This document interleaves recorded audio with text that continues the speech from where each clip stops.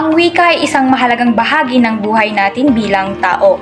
Ito ay isang sistema ng mga simbolo at tunog na ginagamit natin upang maipahayag ang ating mga ideya, emosyon at kagustuhan.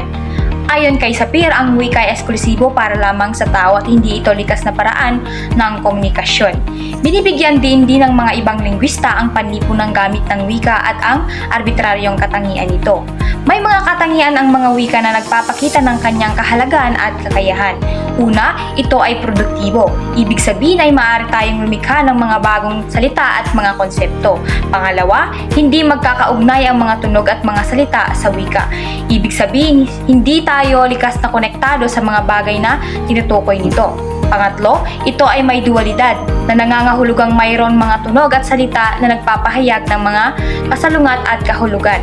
Pang-apat, ang wika ay may kakayahan rin na maglipat ng kaisipan o displacement na ibig sabihin ay maaari nating pag-usapan ang mga bagay na hindi kasalukuyang naroroon.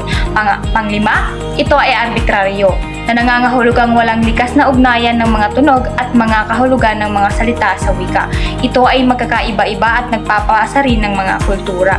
Dumako naman tayo sa sinasabing pinagmulan ng wika. Ang teorya ng Torre ng Babel ay nagpapahayag na ang wika ng tao ay nagmula sa isang banal na pinanggalingan. Ayon sa teoryang ito, hindi nagkakaroon ng paraan para muling maibalik o mai-reconstruct ang orihinal na wika, lalo na kung titignan ang mga pangyayari sa Torre ng Babel.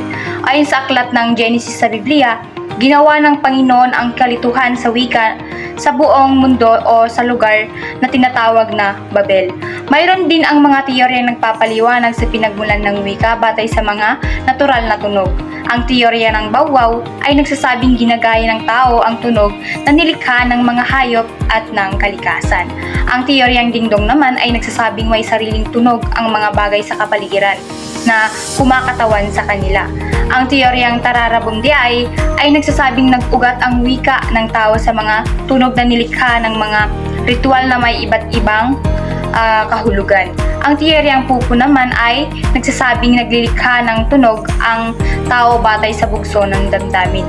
Isa pang panukalang teorya ay ang Yoheho na nagpapahayag na ang mga tunog na kasangkot sa pisikal na pagsisikap ng tao, lalo na kapag mayroong pakikipag-ugnayan sa iba ay maaaring maging simula ng wika. Ito ay nagpapahiwatig na ang mga unang tao ay maaaring lumikha ng mga tunog tulad ng ungol, daing at bulong ng habang sila ay nag-aangat o nagbubuhat ng malalaking bagay. Ang mga teoryang ito ay nagbibigay ng iba't ibang paliwanag sa pinagmulan ng wika batay sa mga natural na tunog, pisikal o pagsisikap ng tao at pagkikipag-ugnayan sa lipunan. Ang utak ay ang pinakakomplikadong organ ng ating katawan. Ito ay nababalot ng bungo at may humigit kumulang na 100 bilyong mga nerbong selula or neurons na tinatawag at bilyo-bilyong mga hibla na nag-uugnay sa ating selula. Ang utak ay binubuo ng cerebral hemisphere, isa sa kanan at isa sa kaliwa, na pinag-uugnay ng ating corpus callosum, isang network na may higit sa 2 milyong mga hibla.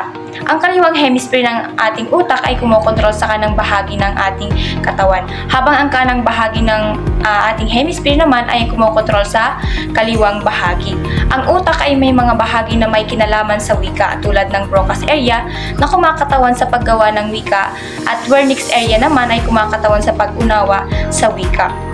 Para sa karamihan ng mga tao, ang kaliwang hemisphere ng utak ay ang dalubhasa para sa wika. Ang mga kapansanan sa utak, tulad ng apasya, ay nagbibigay ng mahalagang impormasyon sa pag-unawa sa ugnayan ng utak at ng wika. Ang apasya ay isang brain disorder na nagre-resulta sa kahirapan o pagkawala ng kakayahang makicommunicate gamit ang wika dahil sa pinsala sa utak. Ito ay maaaring maging sanhi ng mga sakit o trauma sa utak. Ang pag-aaral sa mga taong may apasya ay nagbibigay sa atin ng mga insight sa mga bahagi ng utak na may kinalaman sa wika. Halimbawa, ang pag-aaral ni Paul Broca, isang Pranses na manggagamot sa mga pasyenteng may apasya, ay nagpapakita na ang wika ay lokalisa sa kaliwang hemisphere ng utak, partikular na sa harap na bahagi nito na tinatawag na Broca's area. Sa kabilang banda, ang pag-aaral ni Carl Wernicke sa iba pang uri ng apasya ay nagpapakita na ang mga bahagi ng kaliwang hemisphere na malalim sa temporal lobe na tinatawag na Wernicke's area ay may mahalagang papel sa pag-unawa ng wika. Dumako naman tayo sa ponolohiya o palatunugan ng Pilipino. Tinitignan natin ang mga bahagi ng pagsasalita at kung paano ito nakakatulong sa pagbuo ng mga tunog sa wika. Ang pagsasalita ay binubuo ng tatlong salik, ang pinanggagalingan ng lakas o enerhiya, ang kumakatal na bagay o artikulador, at ang patuugan o resonador.